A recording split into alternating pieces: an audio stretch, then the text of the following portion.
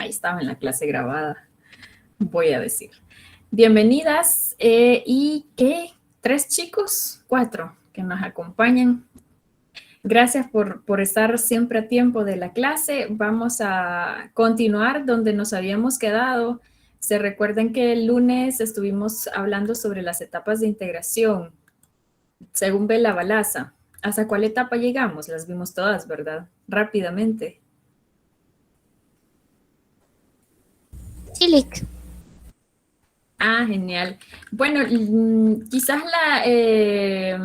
mejor dicho, el ejercicio de la sesión anterior era recordar las etapas de integración y como pudieron observar, también irlo relacionando con nuestro caso, el de la región centroamericana.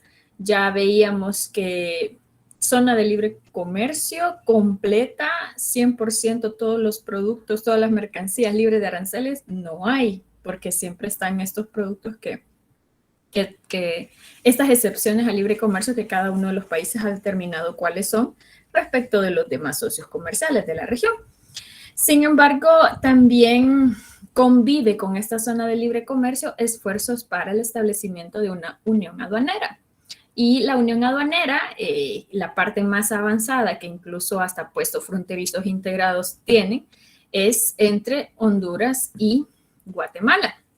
Son entonces entre estos dos países que esa profundización de la integración se ha realizado de manera más palpable, se ve, y las acciones que están llevando a cabo los estados pues ya tienden hacia el establecimiento de un único territorio aduanero.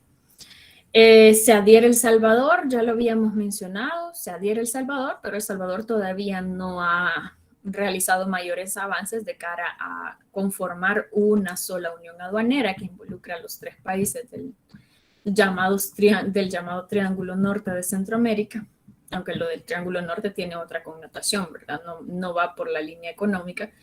Pero estos 3 países entonces están inmersos en una dinámica de integración que tiende hacia el establecimiento de una unión aduanera y como región, pues Centroamérica, aunque desde 1960 con el mercado común centroamericano se plantea la idea de crear un mercado común, cuando lo comparamos con las características que dice la teoría que caracterizan a esta etapa o este grado de integración, vemos que se quedan cortos. Sí se han llevado a cabo algunas iniciativas que permitiesen, por ejemplo, la libre movilidad de personas.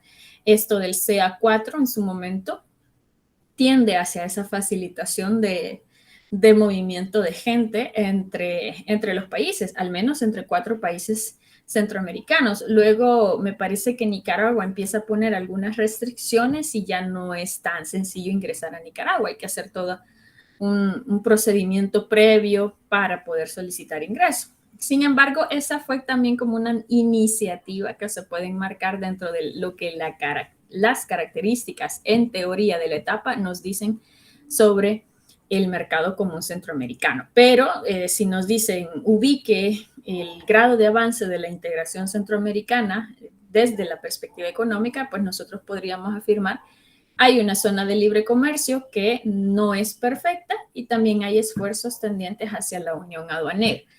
Ya no más. Aun y cuando en la página de la CIECA, si tienen ocasión de revisar, dice que los estados centroamericanos se han comprometido a conformar una unión económica. Entonces, ya cuando hablamos de unión económica y nos recordamos cuáles son las etapas de la unión económica, pues vamos a entender que al menos el ideal, según lo plantea, repito, la página de la CIECA, es hacia una unión económica donde ya se hablaría de políticas comunes entre los estados. No estamos por ahí, ¿verdad? Todavía no estamos por ahí, pero el ejercicio de recordar estas etapas de integración nos permite también mirar un poco hacia el pasado, hacia el momento en el que se establece el mercado común centroamericano, que en la historia de integración de la región va a ser uno de las experiencias de integración con mayor impacto después de la Federación Centroamericana, la de 1824. Se recuerdan que ya lo hemos mencionado y lo hemos reiterado, hubieron muchos intentos más de integración, unos 14 intentos de integración, hasta 1950, que se crea la ODECA. Por la vía política se intenta nuevamente emprender una iniciativa de integración regional por la vía política e institucional. Se crean algunas instituciones que van a ser pues los antecedentes del actual sistema de la integración centroamericana, y a la par de esta organización política que se crea, también se emprende un proceso de integración por la vía económica. Y el objetivo de crear al mercado común centroamericano era de crear aquello que faltó, por ejemplo, en la federación, aquello que hizo falta, lo que le hizo falta a la federación para poder perdurar un poco más en el tiempo, y también algo que faltó incluso durante la colonia, cuando las provincias eran parte de la Capitanía General de Guatemala. ¿Qué era eso que faltaba en aquel contexto? ¿Alguien recordará qué le faltaba a esas provincias para para conformar una sola unión de la región? ¿O a la federación qué le faltó? Parte de los fracasos a los que se les atribuye, o las causas a las que se les atribuye el fracaso de la federación. ¿Se recordarán ustedes por la vía económica? ¿No? Buenas tardes a los que se están incorporando. Buenas tardes, Lee. Hola, Janet. Pues lo que faltó en aquel momento para que fuera realidad la Federación Centroamericana, ¿verdad? Era... Perdón que por hablar me salí. Bueno,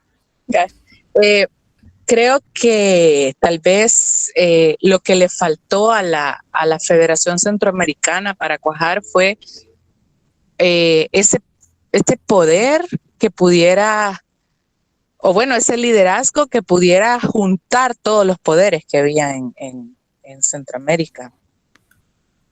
Bien, buen punto. Y por la vía económica, ¿se recuerdan ustedes que era lo que faltaba? De hecho, un mecanismo de integración por la vía económica, que hubiese mayor interdependencia, mayor intercambio comercial entre las provincias, porque recuerden que con la Capitanía General, o sea, antes de la independencia, hablábamos de un monopolio comercial que existía con la corona, que impedía incluso estas relaciones entre las mismas provincias. Y que fue generando también, que fue parte de esas causas que llevó a la independencia de la región. Y ya cuando se habla de la República Federal Centroamericana, pues también no se propiciaron las transformaciones que pudiesen generar mayor intervinculación entre las economías de la federación, ya de estos nuevos países. Entonces, el mercado común centroamericano se va a crear con el objetivo de que eso que faltó en aquellos momentos, una economía regional, una economía centroamericana que pudiera generar una especie de identidad regional, lo iba a intentar realizar este mercado común centroamericano. O sea, en lugar de crear otra institucionalidad jurídica, política, que de hecho estaba ya con la ODECA, ¿no? Desde 1950, Mercado Común Centroamericano va desde 1960 hasta la actualidad. Si bien estaba ya esta institucionalidad gestándose de integración, el Mercado Común Centroamericano opta por la vía económica, la integración por la vía económica, y el impacto que va a generar ya en la región va a ser distinto. De tal manera que ustedes lo pueden valorar. ODECA a estas alturas no existe como tal. Existe el acervo jurídico, o sea, los aportes que se realizaron en aquel momento y que los recoge el protocolo de Tegucigalpa, la Carta de la Organización de Estados Centroamericanos, 1991, que le da vida al SICA actual sistema de integración centroamericana. Está el espíritu, está alguna organización, pero la institución como tal no. En cambio, el mercado común centroamericano sí, sigue funcionando este bloque. Con las características que ya decíamos al inicio, ¿verdad? Que como mercado común, de acuerdo a la teoría, todavía no funciona como tal, pero hay estas relaciones de intercambio comercial entre los países. Ahora, algo que también hay que mencionar con el caso del mercado común es que si bien lo que busca es generar un mercado centroamericano, ya para 1950 no significa que no hubiesen relaciones comerciales entre los 5 países centroamericanos que van a ser parte de este mercado común. Ya existían relaciones comerciales, pero eran bastante limitadas, eran bastante deficientes.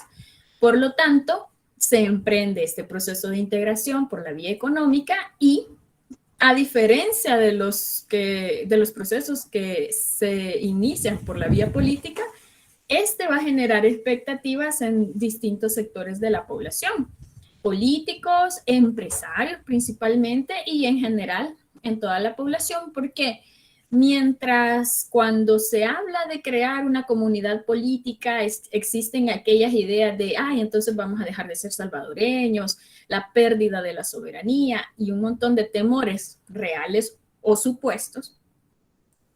Cuando se habla, por el contrario, de una integración por la vía económica, cuando se habla de un mercado común, se interpreta como una posibilidad de tener mayor crecimiento económico y por lo tanto también mayor bienestar económico, genera expectativas de beneficio. Por lo tanto, el impacto que va a tener este mercado común va a ser distinto de los otros intentos de integración política.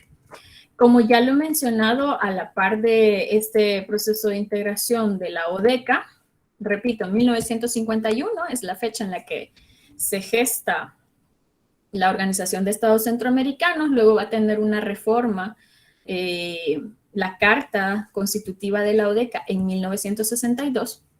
En este transcurso, en la década de los 50, se van a desarrollar algunos encuentros, algunas reuniones que van a ser el antecedente para crear el mercado común centroamericano. Y en estas reuniones se empieza a valorar la importancia de la integración económica regional.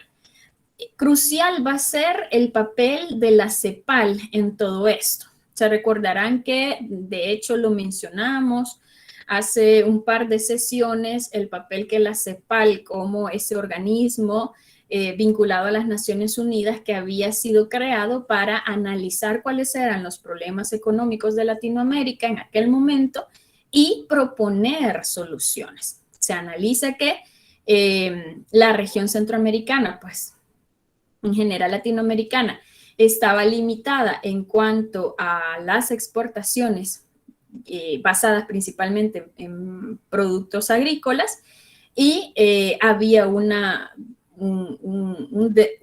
desequilibrio en la balanza comercial en cuanto a que las importaciones eran de mayor valor que las exportaciones de estos países. Entonces, al generarse esta situación de desequilibrio en la balanza comercial, pues se evidenciaba que había una necesidad de mejorar, una necesidad de transformar esos sectores productivos, ya no limitarse a exportaciones agrícolas, que luego también eran muy dependientes estos países latinoamericanos de ellas.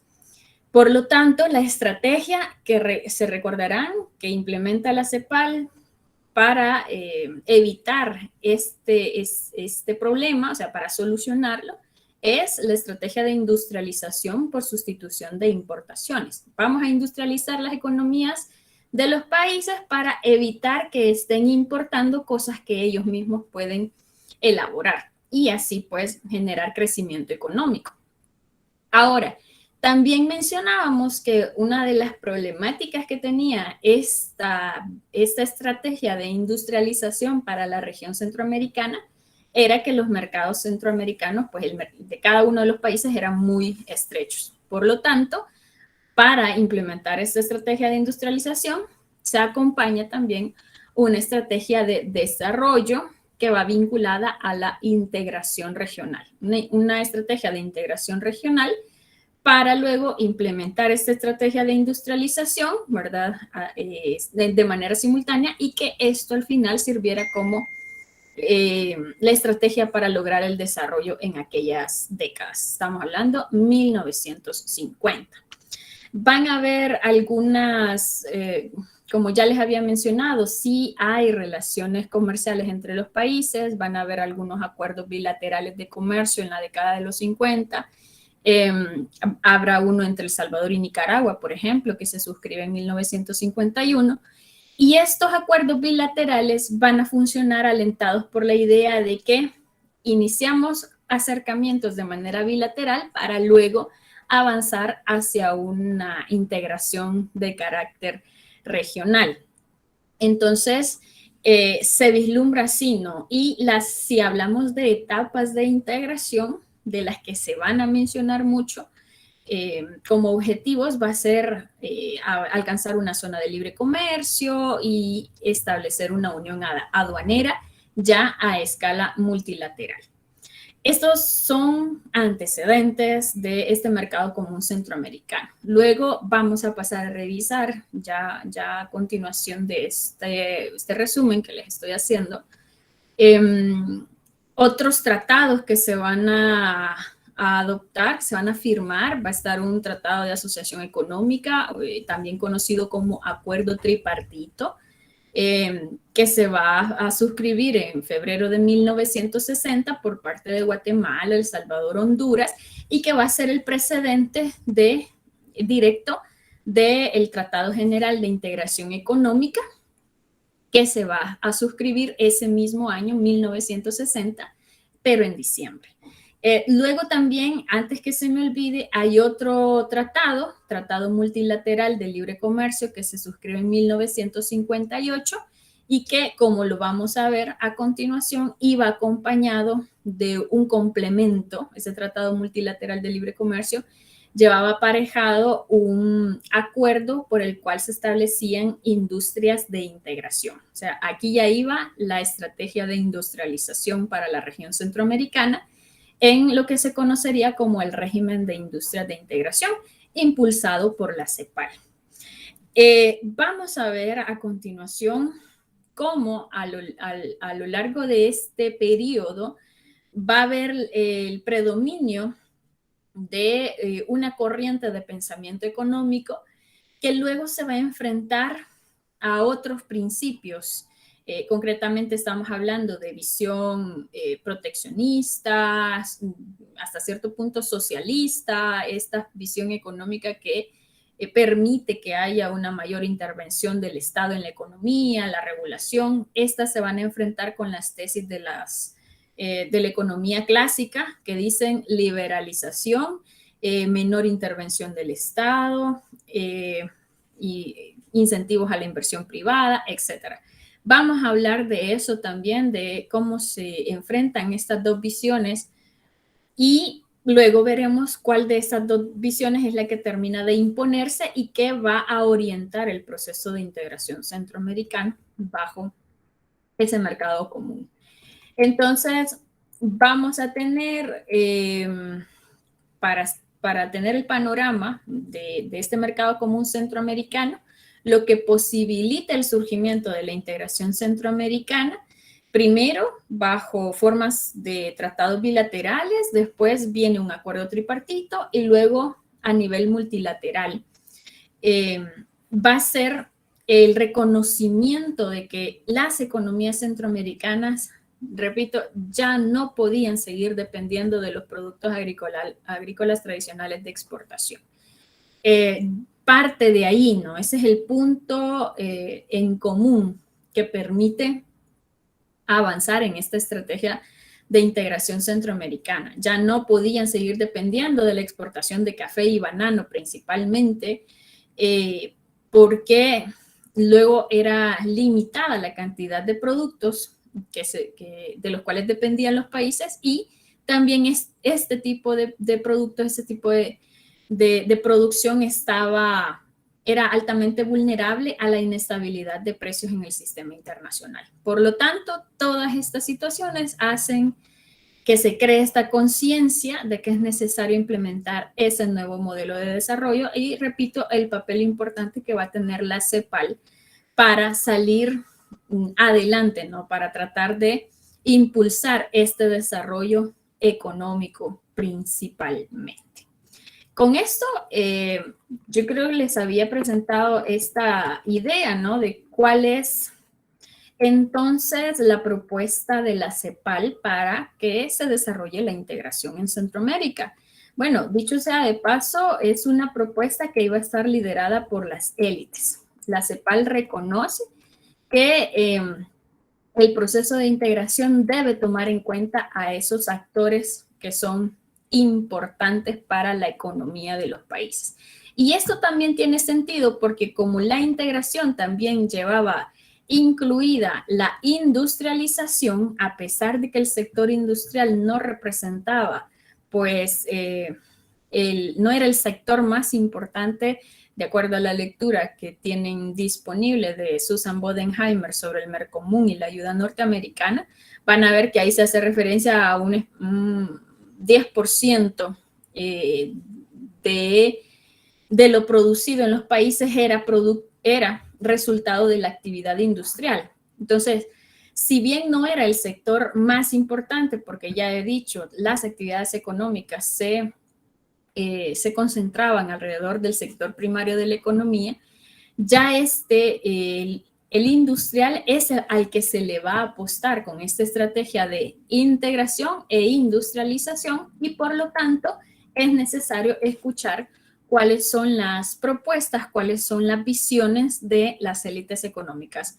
centroamericanas. De ahí es entonces que la CEPAL va a llevar a cabo un proceso de integración gradual que buscaba que la liberalización del comercio no fuera de manera inmediata ni indiscriminada, porque luego lo que hemos visto en la teoría es que si el proceso se desarrolla de manera acelerada, esto podría generar una cantidad de efectos negativos para las economías de los países. Por lo tanto, a la par de ser un proceso que se realizaría de manera gradual, también buscaba reducir al mínimo los costos y la implementación de esta estrategia.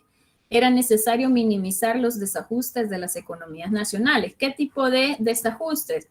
El impacto desfavorable en algunos países de la nueva competencia por parte de industrias en otros países, que era algo que también mencionábamos en la sesión anterior, cuando se habla de una zona de libre comercio, cómo los países van protegiendo ciertos sectores que son vulnerables de su economía, porque de no hacerlo se exponen a la competencia de los nuevos socios comerciales. Y esto podría ser desfavorable si el sector no está preparado para enfrentar esa competencia. Luego, otro de los temas que podría generar inconvenientes para los países es que estos tuvieran menor recaudación por concepto de importaciones, o sea, es decir, afectar el presupuesto de cada uno de los países, limitarlo en cuanto a que se maneja el establecimiento de una unión aduanera. Y también otros de los problemas que se podrían dar era si este proceso de integración se dejaba guiar por el libre juego del mercado, por esa mano invisible de mercado, podría derivar en que los beneficios no fuesen distribuidos de manera equitativa entre los países y las industrias que se proponían desarrollar en Centroamérica se concentrasen únicamente en pocos países, en 1 o 2 países, dependiendo de los niveles de desarrollo económico relativos que resaltaran, ¿no? en aquel momento en la región. Va a ser el caso de El Salvador y Guatemala, que si bien no eran los países más desarrollados de la región, pero sí tenían unos indicadores económicos ciertamente mejores que los de Honduras y Nicaragua. Entonces, lo que se buscaba era tener las riendas del proceso, manejarlo, planificarlo, o sea, desarrollar una integración planificada, bien pensada, racional, y permitir que los países pudiesen ajustarse a esos cambios que se iban a propiciar y que estuviesen directamente vinculados con la integración que estaba por desarrollarse. Para esto, reitero, el papel clave de la CEPAL, que suministró orientaciones generales, información, experiencia técnica, en algún momento sirve para redactar el texto de los tratados, va a funcionar como consejero y supervisor para los países que emprenden este proceso de integración. Y si bien es cierto, la CEPAL propone cómo desarrollar esta integración de manera gradual, al costo mínimo, y luego va a fundamentar la integración sobre los principios de reciprocidad y planificación, también es cierto que la capacidad de operación de la CEPAL dependía de la cooperación de los países, de las élites.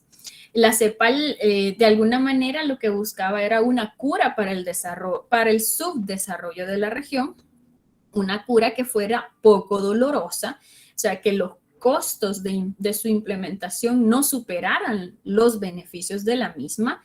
Y en esa línea también, dado el papel importante de las élites económicas, tampoco se buscaba que éstas hicieran grandes sacrificios para llevar adelante ese proceso de integración, lo cual le sirve a la CEPAL para coordinar con el sector privado de cada país. Ya lo mencionábamos, los encuentros que se desarrollan en esta década de los 50, se crea una Comisión Centroamericana de Iniciativa Industrial, donde se escuchan cuáles son las posturas, se escucha cuál es la posición de este sector que al final es el que va a llevar adelante ese proceso de integración. A la par de los países, ¿no? Pero interesa que escuchar a este sector que va a ser uno de los más afectados. Luego les decía que a la par de ser un proceso gradual, a la par de ser un proceso que buscase reducir los costos de la integración, también se buscaba que la industrialización que se iba a promover fuese recíproca. Esto para evitar una réplica de la División Internacional del Trabajo a nivel regional. Es decir, para evitar estimular a unas naciones a especializarse en la industria y que las otras naciones continuaran siendo agroexportadoras, que era el riesgo que podría darse en Centroamérica en aquel momento. Y era por esto justamente que la inversión industrial debía basarse en algún tipo de planificación regional que implicaba definir cuáles productos obtendrían las ventajas de libre comercio en la región. También significaba implementar mecanismos diseñados para evitar la concentración de las nuevas empresas en los países más desarrollados. Aquí es lo que les decía, ¿no? Si bien Guatemala y El Salvador tampoco es que eran los países más desarrollados, sí que tenían mejores indicadores económicos que Honduras y Nicaragua. Y si esta estrategia se dejaba, repito, a lo que el mercado exigía o lo que el mercado definía, pues el riesgo era que la inversión se fuese a concentrar únicamente en Guatemala y El Salvador por ser los países más desarrollados. Y mientras Nicaragua y Honduras se hubiesen quedado como naciones agroexportadoras, exportándole ¿a quién? A Guatemala y a El Salvador. Entonces no era esa la intención de la estrategia, porque, reitero, al final se pretendía asegurar una justa distribución de ganancias de la integración. Ya lo hemos dicho, si no hay expectativas de beneficio para los países, entonces difícilmente estos van a colaborar con ese proceso de integración, no les va a interesar. Y dentro de los países, si no hay grupos a los que les interese la estrategia, pues tampoco va a tener mayores fundamentos o va a ser más difícil avanzar en un proceso de integración que no cuente con el respaldo de distintos sectores. De ahí es que estos principios de industrialización recíproca, de planificación, van a ser incluidos en el Tratado Multilateral de Libre Comercio e Integración Centroamericana, que se suscribe en 1958 y que va a ser firmado con el propósito de integrar progresivamente sus economías, de asegurar la ampliación de sus mercados, de fomentar la producción y el intercambio de bienes y servicios, de elevar los niveles de vida y empleo de sus respectivas poblaciones y de contribuir de esta manera a restablecer la unidad económica de Centroamérica. Este entonces va a ser uno de los tratados que lo mencionaba hace un momento en la introducción. Se constituye como los antecedentes, o sea, previo a el mercado común centroamericano tenemos ya estas iniciativas. Y este tratado multilateral de libre comercio, en él se acordó establecer una zona de libre comercio para 10 años. Yo casi quisiera escuchar a ustedes qué piensan acerca del tiempo que se define para lograr esta zona de libre comercio. Me gustaría saber si ustedes opinan que está buena o que está demasiado pues lejos lograr esa zona de libre comercio o muy poquito tiempo.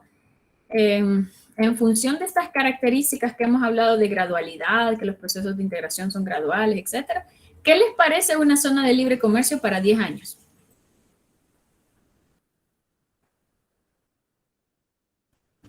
Vamos a ver si escribe alguien en el chat. Ah, bueno, Andrea Yamilet. Buenas tardes, licenciada. Buenas tardes. Bueno, considero que es un tiempo, no es ni muy a largo plazo ni muy a corto plazo, sino que en 10 años se puede ver si estos tratados funcionan, cuáles son los que sí se deberían de implementar y cuáles son los que quizás se deberían de dejar a un lado o cuáles se podrían crear. Entonces, a mi parecer, siento que 10 años es un tiempo estable, es un tiempo correcto, que no es ni que los países van a esperar 15, 20, 30 años para ver si funciona, pero tampoco es que lo van a hacer a la ligera en 3, 5 años, sino que 10 años es un tiempo prácticamente bueno, a mi parecer. Gracias, Andrea. Bueno, está bien, ¿verdad? Dice Andrea, es un tiempo prudencial, es correcto. Sobre todo, otra vez, a recordar lo que mencionábamos en la sesión anterior, esto de que cuando se habla de una zona de libre comercio, hay productos que van a pasar a liberarse inmediatamente, que son aquellos que, en los cuales los países o esos sectores que más fuertes de la economía de un país, pues tienen capacidad de hacerle frente a esa competencia de los nuevos socios comerciales. Y luego vienen otros productos, otras mercancías en las cuyos sectores que los producen pues tienden a tener mayores dificultades, y luego también hablábamos de ciertos productos sensibles que darían tiempo a los países de tomar decisiones. ¿Fortalecemos el sector o aprovechamos estos factores productivos y los trasladamos a otra actividad que pudiera desarrollar esa competitividad frente a los demás socios? Adelante, Marcela.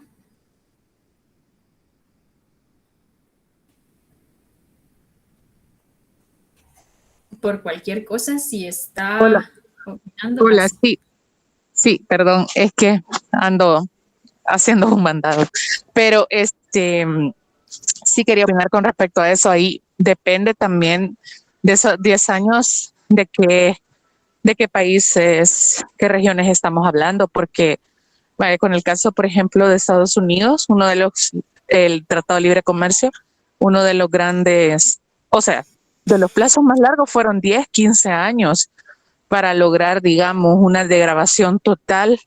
Y lo que hemos visto es que las empresas locales no se han reconvertido en todo este tiempo por diversas razones. Entonces, no necesariamente 10 años puede ser un tiempo prudencial.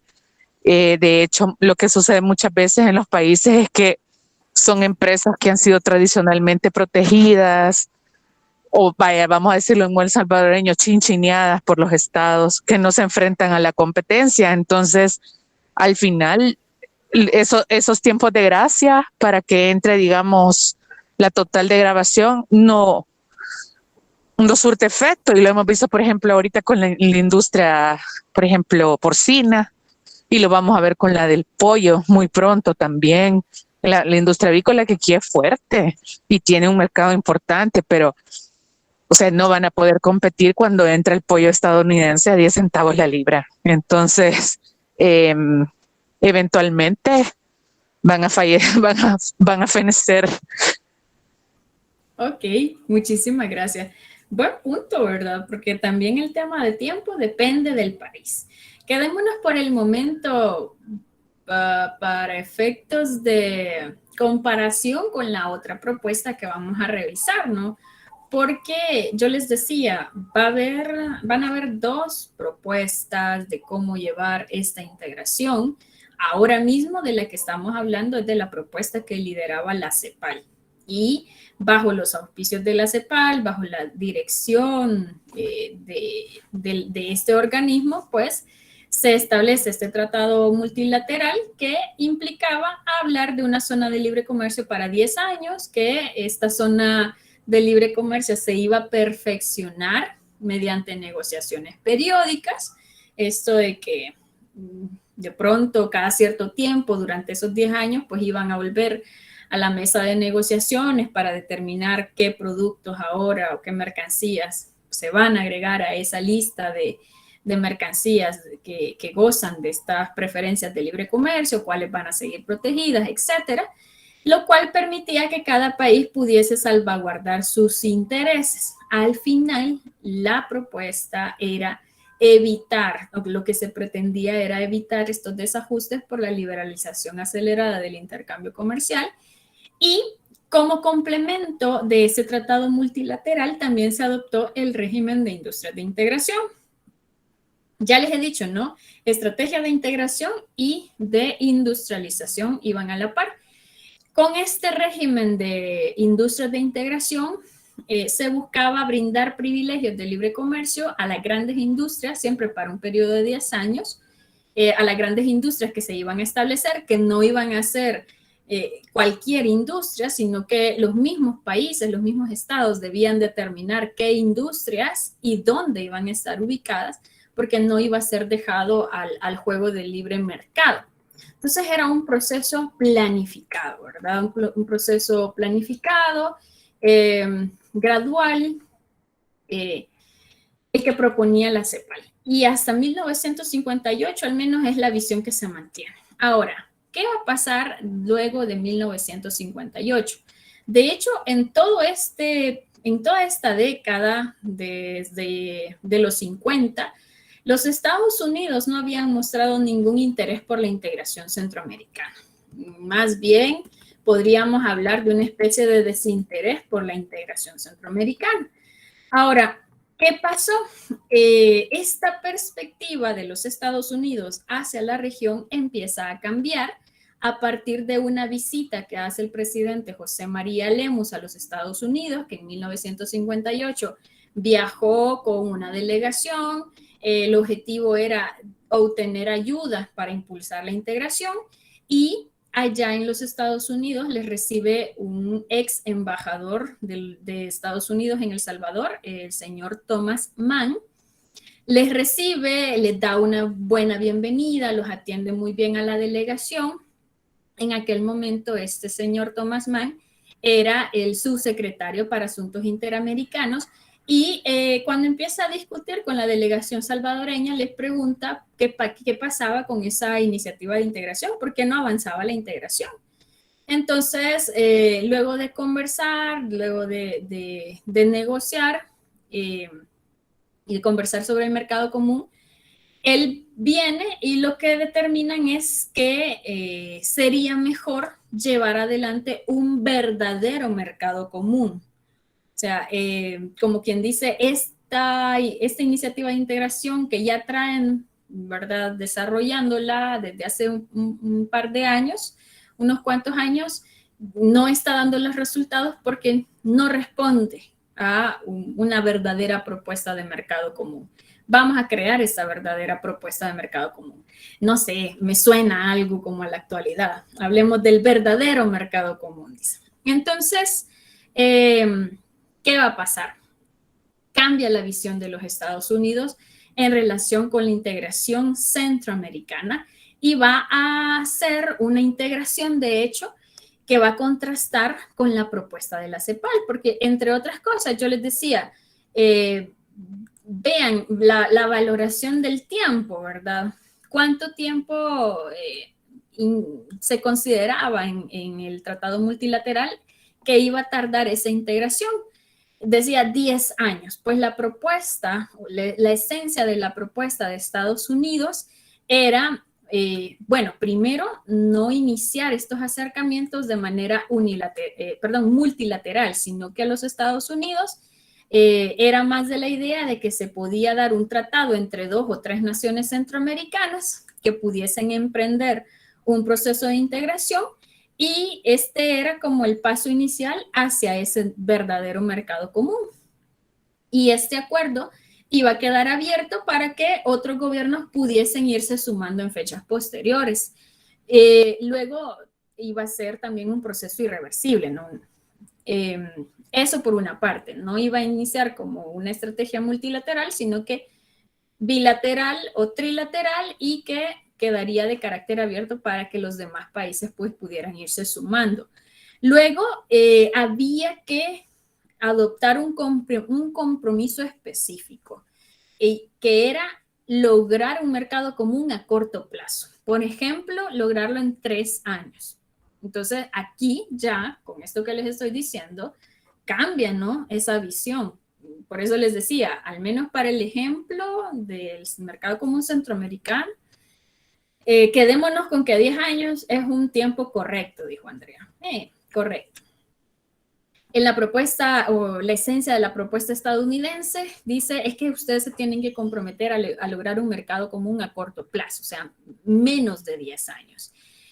Luego, otro de los principios en los que se sustentaría esta propuesta era la completa libertad para el movimiento de bienes, personas y capitales. O sea, es que ellos estaban hablando de un verdadero mercado común, tal cual nosotros lo hemos visto en la teoría. Un mercado común se caracteriza por la libre circulación de todos los factores productivos. Y también lo de adoptar un arancel externo común que fuese lo más bajo posible. Y para adoptar este arancel externo común tenían que basarse no en negociaciones de los países, sino que en una fórmula que les pudiese dar el numerito mágico, ¿no? Esa tarifa externa, y garantizar que fuese a un nivel muy, muy, muy bajo. También se habla de, pues, un fondo, una especie de incentivo que pudiera darse para crear un fondo de apoyo para todas aquellas empresas que iban a ser afectadas por esa competencia al darse este mercado común.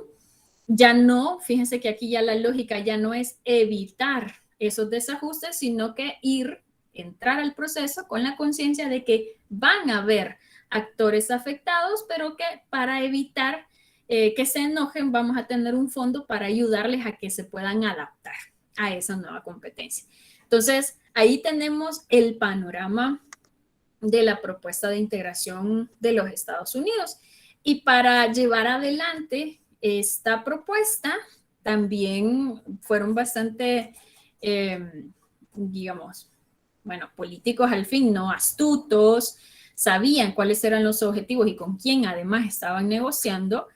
Proponen que los Estados Unidos van a brindar $100 millones que van a constituir ese fondo de ayuda a todas esas empresas, todos esos sectores de la economía de los países que se viesen afectados. De ahí entonces es que en este momento ya podemos hablar de estas distintas visiones, estas distintas formas de impulsar la integración en Centroamérica. Ahora, yo ya les he comentado que el cambio de pasar de este desinterés por la integración a un interés por la integración, puntualmente se puede definir a partir de la visita de este presidente, José María Lemos, a los Estados Unidos, que iba a buscar apoyo para la integración regional. Ahora, en cuanto al contexto internacional que rodea este momento, ¿qué creen ustedes que es lo que motivó a los Estados Unidos a interesarse por la integración centroamericana? ¿Qué cosas pasaban a nivel internacional que llevan a los Estados Unidos a ponerle atención a Centroamérica y lo que estaban haciendo por acá? ¿La Guerra Fría? Muy bien. ¿Y qué pasa con la Guerra Fría, Tonatiu? Ahí tiene la clave de todo.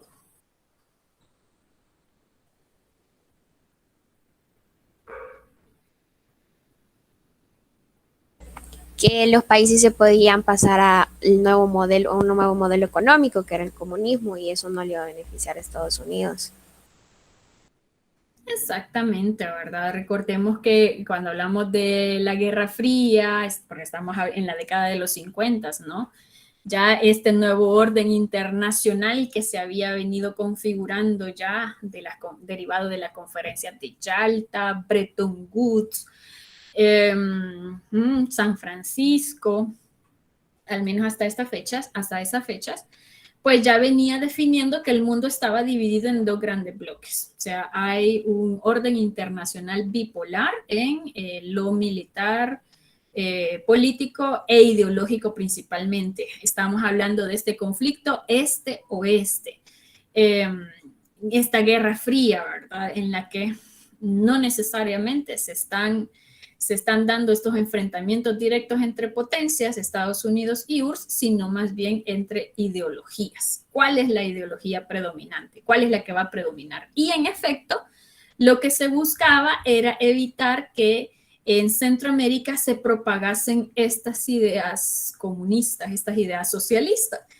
Por eso, acá vemos ese choque, esas distintas visiones, una representada por la CEPAL, porque a ojos de los Estados Unidos, la propuesta de la CEPAL tenía influencias socializantes, o sea, estaban hablando de socialismo, porque luego también hablaban de nacionalismo económico, al proponer que fuesen los estados los que dirigieran cómo se iba a desarrollar este régimen de industrias de integración, o sea, al hablar de planificación, al hablar de control por parte de los estados de esta estrategia de industrialización y de integración. Por lo tanto, se veía que las decisiones de inversión basadas en la planificación centralizada podrían llegar a ser peligrosas. O sea, no nos gusta el proteccionismo. No obstante, lo que ya se ha dicho, la CEPAL lo que buscaba era un desarrollo equilibrado, que no se fuesen a beneficiar unas naciones más que otras, porque si no, entonces estaríamos hablando de un proceso que ya desde el principio lleva el germen de la destrucción. Y estas propuestas de la CEPAL, con esa influencia socializante, nacionalista, estatizante y por lo tanto peligrosa, por lo que proponía, se enfrenta a una visión en donde los Estados Unidos aparecen como los defensores de la libre empresa, del libre intercambio comercial. Van a decir que todas las controversias comerciales deben de solucionarse a partir de las reglas del GATT, que había sido creado para la liberalización global del intercambio comercial, porque luego, incluso, ¿verdad? Esta estrategia de poner al mínimo una tarifa externa común iba en la lógica de permitir libre comercio incluso de esta región con Estados Unidos. O sea, estamos hablando de estos principios de economía clásica frente a esos otros principios que se clasificaban o se calificaban como comunistas, ¿verdad? Socialistas. Entonces, la propuesta de los Estados Unidos implicaba esta inmediata liberalización comercial. Luego también, ya en un contexto más cercano, ustedes se recordarán que para 1959 pasa algo aquí por el Caribe. ¿Qué pasará ahí por el Caribe, allá por 1959? ¿Quién sabe? Que también va a impulsar a ese mayor interés. La Revolución Cubana. Exactamente.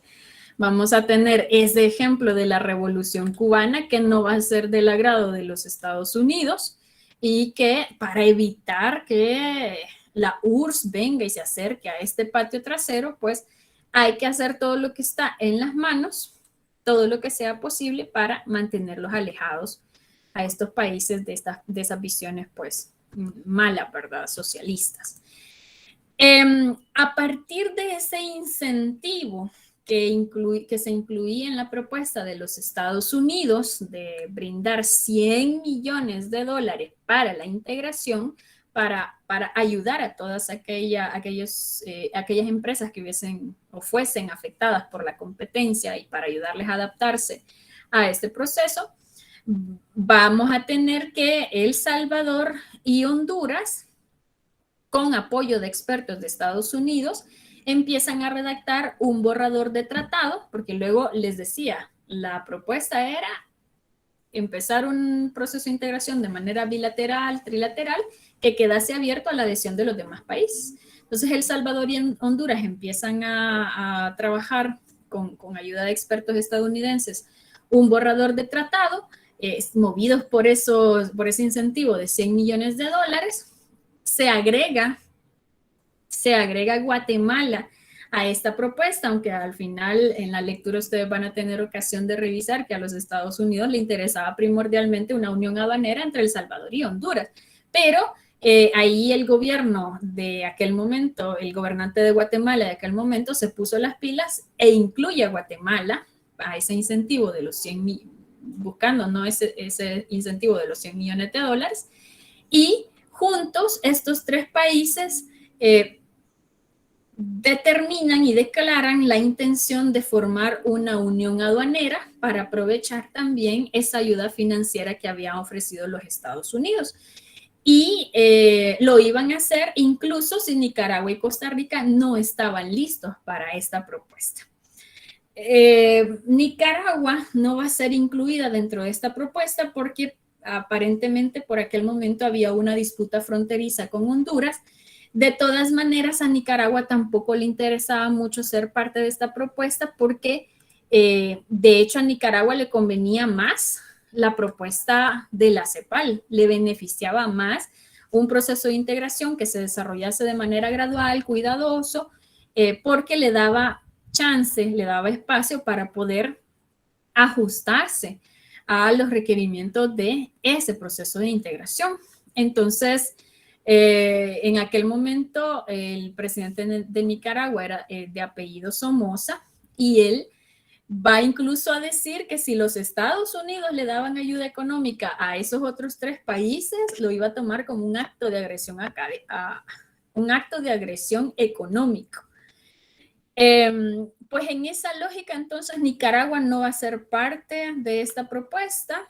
Y luego Costa Rica, que también, como que desde siempre había tenido dudas sobre el proceso de integración centroamericano, va a responder unos meses más tarde y va a decir que si las cosas son así, pues ellos van a Costa Rica, junto con Panamá y Nicaragua, van a formar otro bloque comercial opuesto a el bloque que ya se estaba gestando entre Honduras y El Salvador. Entonces, ¿qué observamos acá? Pues hay intervención de actores externos en este proceso de integración, sí, con la CEPAL y con los Estados Unidos, ¿verdad? Por una parte la CEPAL orientando, guiando el proceso de cara a generar beneficios para todos los países. En el caso de los Estados Unidos, pues respondiendo quizás a otras lógicas más particulares, más particulares de ellos, ¿no? Y lo que hacen es dividir a la región con estas propuestas. Vamos a tener entonces este panorama.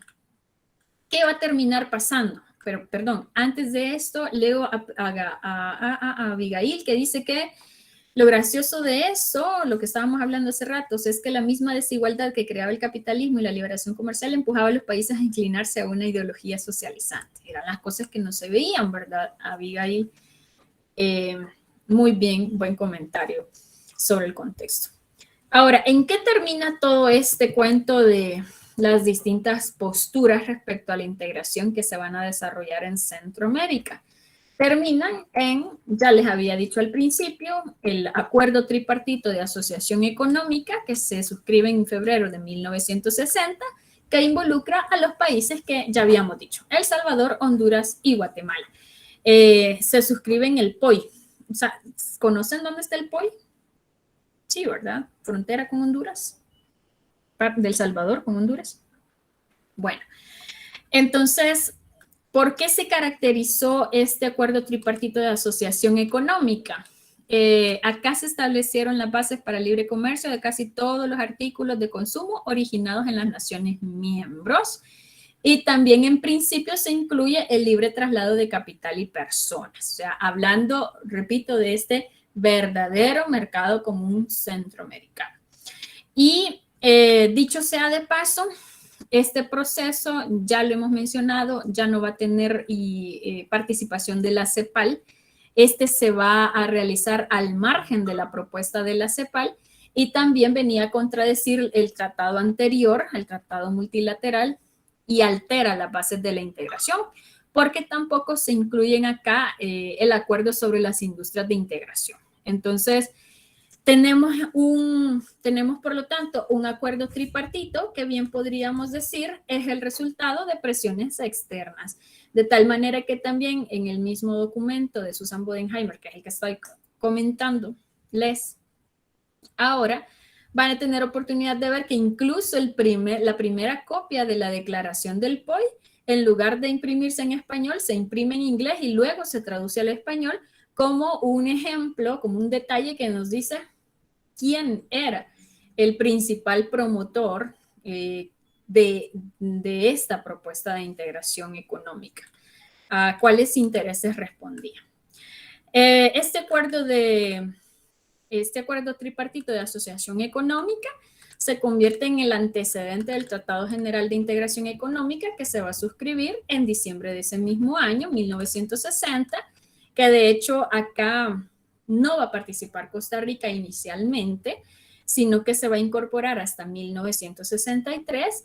Acá, para este tratado sí se va a incluir en las negociaciones a la CEPAL, pero ya no podía tener como mayor incidencia la propuesta de la CEPAL de una integración gradual al costo mínimo, bajo principios de reciprocidad y de planificación, sino que predomina ese espíritu del acuerdo tripartito, de la liberalización comercial.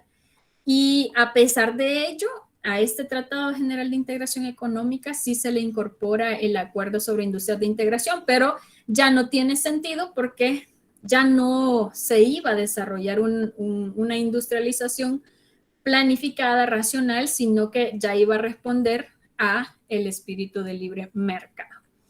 Entonces, en este Tratado General de Integración Económica se adopta un procedimiento inclusivo y rápido. De entrada, lo que se plantea es el libre intercambio comercial del 95% de los productos originados o manufacturados en la región.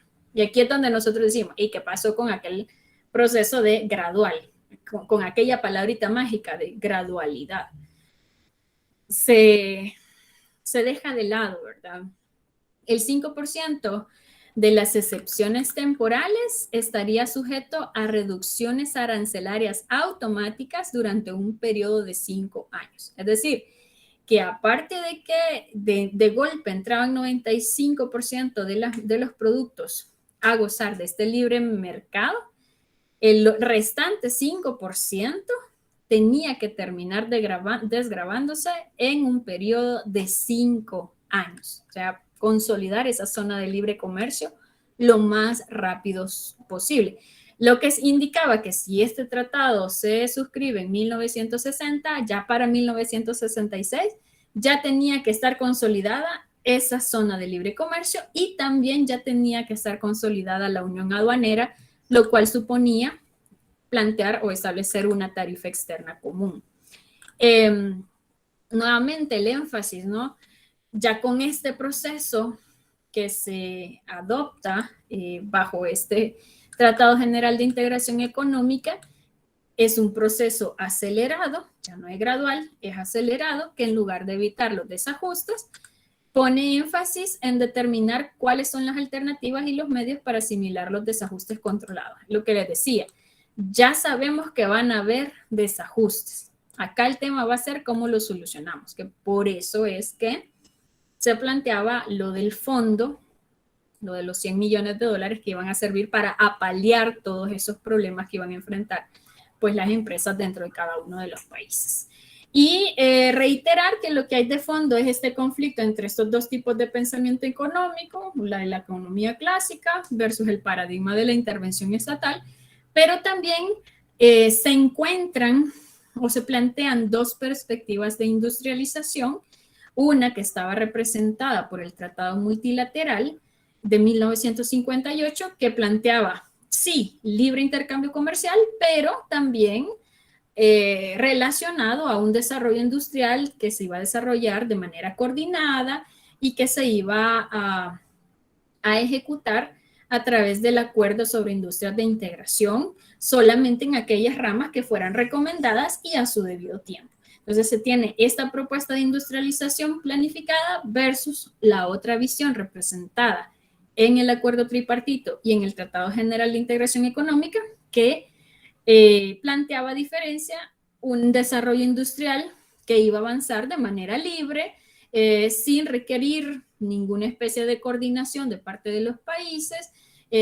La ubicación geográfica de las plantas pues iba a ser donde la inversión se quisiera instalar, porque luego también era inversión extranjera la que se iba a llegar a instalar a los países y esta iba a tener la libertad para ubicarse donde quisiera y así pues la libertad económica que caracterizaba a estas propuestas. Ya por eso era que no tenía impacto ese acuerdo de industrias de integración que la CEPAL había elaborado, que tenía pues un poco más esta lógica de planificación. Y como si fuera poco, ¿verdad? Ya que se termina de imponer esta visión de integración rápida, también se van a crear unas instituciones que van a dirigir el proceso de integración económica. Allá se va a crear la SIECA, la Secretaría de Integración Económica Centroamericana, y también se va a crear el Banco Centroamericano de Integración Económica. Estas son instituciones para Centroamérica, de centroamericanos para centroamericanos. Y lo vamos a dejar como con un interrogante, porque también los Estados Unidos van a crear sus propias instituciones para la integración centroamericana. Adelante, Avelina Contreras.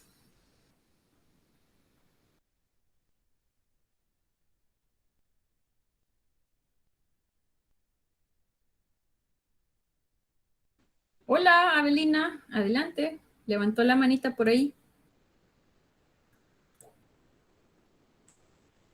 Si no, pues... Disculpe, Lick, se me levantó la mano sin querer. Ah, juela, pero ¿y usted ya se puso las dos, papá? Vaya, de acuerdo.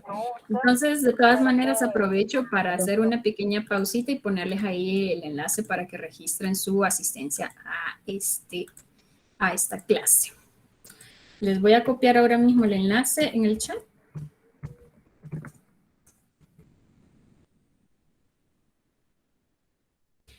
Y sigo. Les decía que por si fuera poco, bueno, se había creado toda una institucionalidad para dirigir la integración centroamericana, pero también los Estados Unidos van a crear sus propias instituciones para la integración centroamericana, ¿no? Para verificar ese proceso de integración centroamericana. Acá se va a crear una oficina de la Agencia Internacional para el Desarrollo, que se va a denominar la Oficina Regional para Asuntos Centroamericanos y Panameños, y se va a tener su sede en Guatemala, que dicho sea de paso, en aquel momento el material de lectura recoge que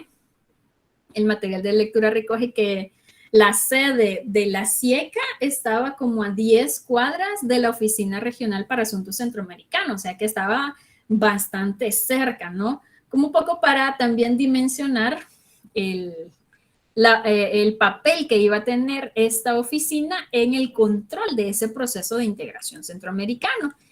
Y de aquí en adelante se habla de la penetración estadounidense en las instituciones de integración centroamericana a partir de las funciones que iba a tener a su cargo esta Oficina Regional para Asuntos Centroamericanos, que entre otras, pues, tenía la función de coordinar las políticas y los programas de Estados Unidos para la integración centroamericana y sus agencias, canalizar la asistencia técnica y financiera para la región, mejorar la inversión privada en Centroamérica, esto leas entre líneas, ¿no? mejorar que la inversión estadounidense llegase a Centroamérica, a generar esa facilidad y asegurar que la integración no tomara una orientación contraria a los intereses de Estados Unidos.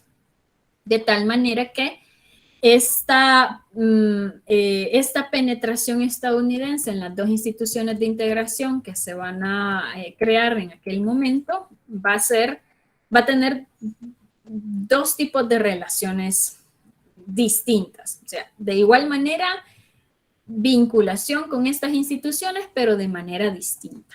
Y por ahí, valga el comentario personal, es donde va el aporte de la lectura que estamos comentando de Susan Bodenheimer, que ella se concentra en identificar específicamente este tema, cómo se evidencia el papel de los Estados Unidos en este proceso de integración centroamericana y la influencia que tiene en estas instituciones en aquel momento.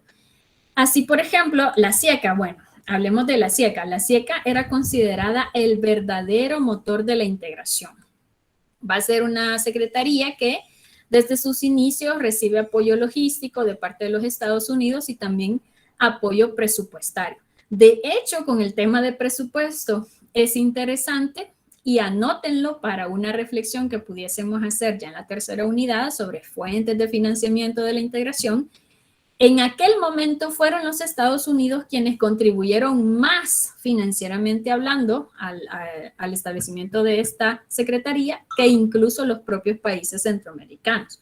Esto para que también tengamos esa dimensión, ¿no?, de la influencia de los Estados Unidos dentro de estas instancias. Y la SIECA, bueno, decían los Estados Unidos, debía orientar las políticas en direcciones favorecidas por nosotros. O sea, esa era un poco la visión de los Estados Unidos para esta institución.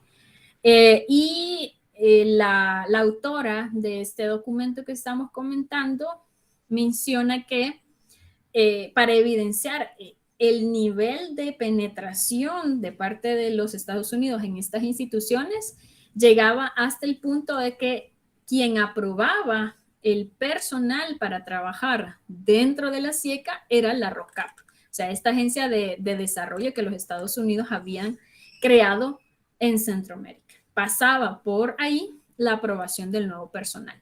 De hecho, también hay una frase que me gusta bastante mencionarla, hace referencia a esto, de la relación entre Estados Unidos y la SIECA, que la menciona el documento, y se habla de un amorío ilícito entre los Estados Unidos y la SIECA. ¿Me podrían ilustrar ustedes como por qué, por dónde podrían dar este amorío ilícito o a qué hará referencia?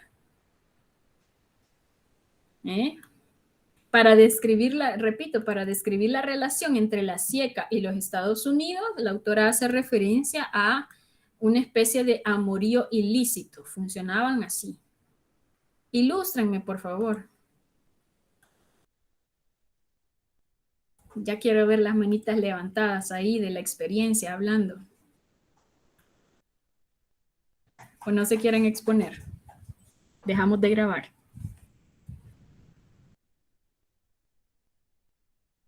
Quizás ni están poniendo atención, ¿verdad? Hello. ¿A qué creen que se referirá esta idea de amorío ilícito? ¿Cómo son los amoríos ilícitos? Cuenten, cuenten. Ah, Gaby nos dice, ajá, y Gaby, cuando no está correcto lo que están haciendo y que va en contra de las reglas.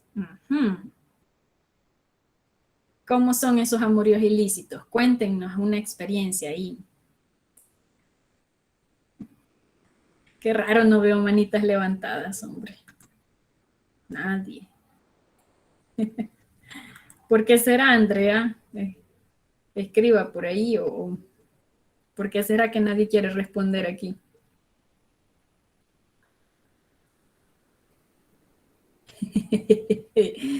Avelina dice que cree que tenían relaciones en lo comercial. Avelina. Pregunta de examen. Pregunta de examen. ¿Cómo son los amoríos ilícitos? ¿Qué características tienen? Son prohibidos, Lick. Ajá, ¿y qué más? ¿Qué más podemos decir?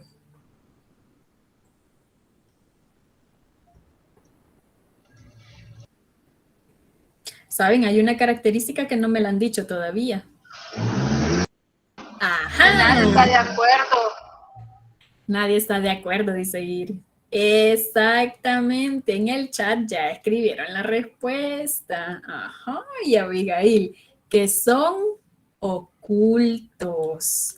Más allá de que si son legales, ilegales, si son correctos o incorrectos, Fabiola dice son a escondidas. Son bajo agua. Exactamente. Entonces, bien que se empiezan a dar cuenta que no conviene. Exacto, Abelina, se esconden. Se dan cuenta que no conviene. Muy bien, Karen Patricia. ¿Qué van a decir los demás si nos ven juntos a los funcionarios de la ROCAP con la SIECA todo el tiempo en reuniones? Entonces empiezan a tener mayor discreción a la hora de pues reunirse, ya no se van a ver en público juntos tanto, pero sí esta relación va a estar ahí, ¿verdad? Para evitar que los demás digan. Aquí estamos hablando de evitar esta opinión de lo que podrían decir los dirigentes, las autoridades de los países centroamericanos. O sea, se iba a evidenciar esa injerencia externa y eso no era algo positivo para la integración. Por lo tanto, a mantener perfil bajo. Bien, ahora, para ejemplificar la relación, exactamente, una especie de diplomacia secreta. Dije, qué bárbaro, Edwin. No hablemos de amoríos ilícitos, hablemos de diplomacia secreta. Genial. Para ejemplificar la relación con el Banco Centroamericano de Integración Económica, en cambio, la autora hace referencia a que esta era una relación, como en aquel momento, considerada como muy tradicional, como una pareja de esposos, como un casamiento, ¿verdad? Mejor dicho, como un matrimonio. ¿Y cómo funcionan los matrimonios? Digo, bajo aquella idea de muy tradicional, ubiquémonos 1950. Dice la autora, entre el BES y los Estados Unidos esto funcionaban como un matrimonio. ¿Qué pasa ahí en los matrimonios? Muchas cosas, ahí sí les puedo decir yo desde la experiencia. Pero mejor escuchémoslos a ustedes. Disculpe, Lick, no escuché bien. ¿Quién se había casado con quién? El BESIE con los Estados Unidos. Se describe que la relación entre Estados Unidos y el Banco Centroamericano de Integración Económica funcionan como un matrimonio. Si con la SIECA era una especie de amorío ilícito, dice la autora, con el BESIE era un matrimonio completo. ¿Qué idea les da esto? Como que prácticamente se completaban entre sí. O sea, como dice Naomi, era una cooperación, no era ilícito o oculto como lo anterior. Bueno, eso está bueno. Primero, no se andaban escondiendo de nadie. Genial. Cooperación, sí, pero por eso les decía también un poco aquella idea, ubiquémonos en 1950, 1960, mejor dicho, un matrimonio tradicional, donde ¿quién manda? El esposo. Estados Unidos sería el esposo y el sí sería la esposa. La esposa. Ajá. Bueno, entonces, bajo esa lógica, el que manda es el que sale a trabajar, el que tiene, el que da el dinero, el que aporta el dinero para la casa, ¿verdad? Ahí está, bajo esa idea de matrimonio tradicional, pues se hace referencia a que la relación entre el Banco Centroamericano de Integración funciona así, en relación con los Estados Unidos. Primero, este Banco Centroamericano se crea con aquella idea de ser un fondo de apoyo para promover el desarrollo equilibrado, porque Banco Centroamericano de Integración nace como una idea de crear un fondo con el Tratado Multilateral de Integración que va a proponer la CEPAL, porque estaban conscientes que de todas maneras era necesario contar con este apoyo para evitar o apoyar a estos sectores que iban a salir vulnerables, afectados, mejor dicho, del proceso de integración. Y cuando se habla de aquel incentivo económico de $100 millones de parte de los Estados Unidos, pues ahí esta propuesta recibe un impulso importante y se va a terminar formando, se va a terminar creando este fondo, este Banco Centroamericano de Integración Económica, que cuando se firma el Tratado General de Integración Económica, también se firma el acuerdo para establecer el banco. Y pues dependió de la asistencia técnica extranjera, también va a ser estadounidense principalmente, va a recibir mucho el apoyo de técnicos extranjeros hasta el punto de incluso seleccionar su personal y de hacer que en los estatutos del Banco Centroamericano se defina que el director o el presidente del banco no necesariamente tenía que ser de origen centroamericano. Imagínense, hasta ese punto era que se había llegado en aquel momento a definir esto. Y además, como era dependiente, el Banco Centroamericano de Integración no necesariamente dependía de los fondos que las naciones centroamericanas le dieran para funcionar, sino que trabajaba con recursos que provenían principalmente de Estados Unidos con base en préstamos. Es decir, el financiamiento de este banco era dependiente de préstamos y estos préstamos estaban sujetos a ciertas condiciones que el banco tenía que cumplir antes de recibir los recursos financieros. Entonces aquí se habla de una especie de ayuda atada, préstamos con condiciones. En este caso, ¿cuáles eran algunas de las condiciones que el banco tenía que cumplir? Por ejemplo, que si el banco iba a financiar un proyecto donde se iban a comprar bienes y servicios, pues una de las indicaciones era que casi todos los bienes y servicios adquiridos con financiamiento de Estados Unidos tenían que comprarse en Estados Unidos o en Centroamérica, estaba también esa opción. Pero al decir en Estados Unidos, entonces estamos amarrando que con mi dinero, con el préstamo del dinero que te estoy dando, tiene que comprarme a mí o a algún país de la región, pero no a otros países, ¿sí? Ahí tenemos un primer ejemplo de condicionalidad. Luego también, en esto del transporte de mercancías, tenía que realizarse en barcos estadounidenses. Al menos el 50% de los bienes adquiridos con recursos provenientes de préstamos de Estados Unidos tenían que ser transportados en barcos estadounidenses. Luego otro, y este me llamaba mucho la atención porque es una condicionalidad bien fea, los préstamos no tenían que darse para actividades como producción agrícola, como el café, algodón, azúcar, bananos, textiles, muebles de madera, fertilizantes químicos, no.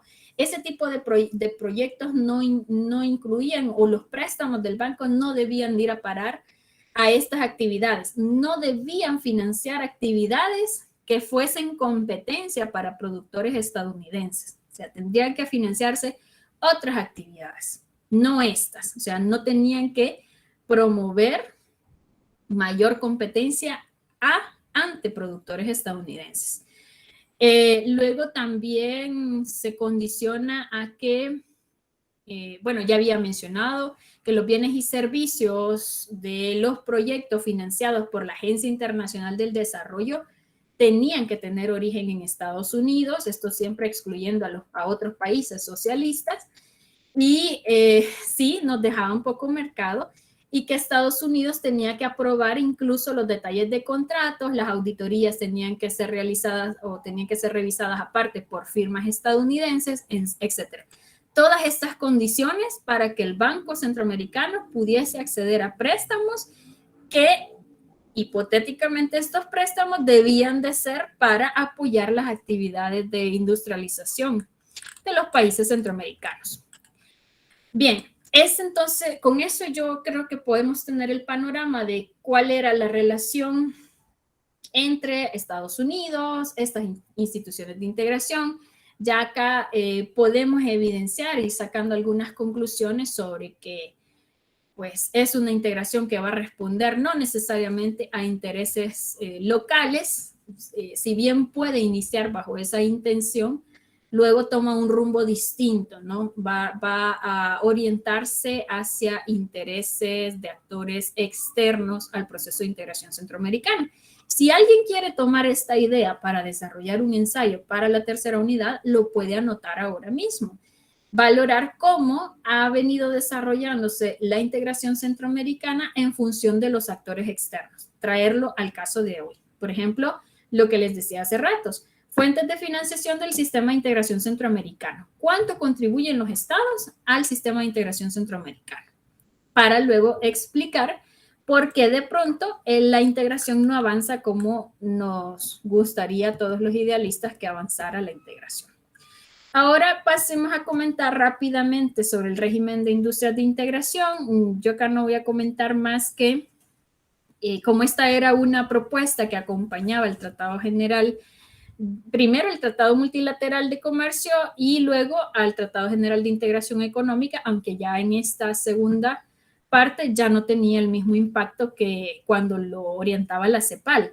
¿Qué era el régimen de industrias de integración? Era un mecanismo que la CEPAL había ideado para garantizar que se diera un tipo especial de desarrollo industrial en Centroamérica y que lo que buscaba era brindar privilegios de libre mercado, de libre comercio a grandes industrias, y estas grandes industrias tenían que implementarse según cada caso y especificar también dónde se iban a establecer y los demás aspectos de la producción, es decir, controlar todas las partes o todas las partes de este proceso de producción o que implicaba el establecimiento de una nueva industria en Centroamérica. Las ventajas de este régimen de industrias de integración era que le daba libre acceso al mercado centroamericano en su totalidad, protecciones económicas por un periodo de 10 años, productos similares de industrias no integradas estaban sujetas a aranceles nacionales que se iban a ir reduciendo 10% cada año. Esto es para darle pues cierta ventaja a las industrias que se acogieran a este régimen, que entraran en este régimen. Protección de la competencia extranjera a través de una tarifa externa común, bajos impuestos sobre la importación de materias primas, y también los gobiernos centroamericanos se obligaban a preferir los productos de las industrias integradas y no importar de otros países, de terceros países o de otras industrias que no estuviesen bajo este régimen. Los objetivos de este régimen de industria de integración era estimular el establecimiento o la expansión de industrias básicas que necesiten un acceso inmediato y garantizado al mercado centroamericano, promover el uso racional y eficiente de los recursos para el desarrollo, desalentando la duplicación y la competencia improductiva dentro de ciertas industrias, promoción de un desarrollo equilibrado y recíproco dentro de la región y limitar al menos regular la inversión extranjera. Como ven, este tipo de objetivos claramente van a ir en oposición a estos postulados de libre comercio que los Estados Unidos pues abanderan en aquel momento, bueno, como representantes de esta ideología de libre mercado. Los Estados Unidos se van a oponer a este régimen de industrias de integración y van a implementar una serie de estrategias para debilitarlo. Los Estados Unidos, la propuesta era darle libertad comercial a casi todos los productos de la región, ya lo vimos. Al hacerlo, ya desde ahí elimina cualquier beneficio especial que hubiese para las industrias de integración. Por lo tanto, tampoco habían incentivos para echar a andar este plan. Y luego, otra de las estrategias que va a establecer los Estados Unidos es que los préstamos que otorgara el Banco Centroamericano de Integración no debían ir a parar a las industrias de integración. Incluso llega hasta el punto de que los fondos, aunque tuvieran un origen distinto, es decir, aunque fueran fondos que fueran de origen de préstamos, no necesariamente de Estados Unidos, sino de otras instituciones, tampoco podían llegar a beneficiar a estas industrias de integración. Con eso lo que está haciendo es cortarle el financiamiento a estas industrias, ¿verdad? Las amenazas con reducir la ayuda estadounidense que van a ser parte de las presiones financieras que va a tener los Estados Unidos. Van a amenazar, ¿no?, con que si se apoyan a estas industrias de integración, se van a cortar esas posibles fuentes de recursos. Y esto también va a terminar generando que otras agencias, otros bancos, le prestaran, ya sea de manera directa o indirectamente, a las industrias de integración.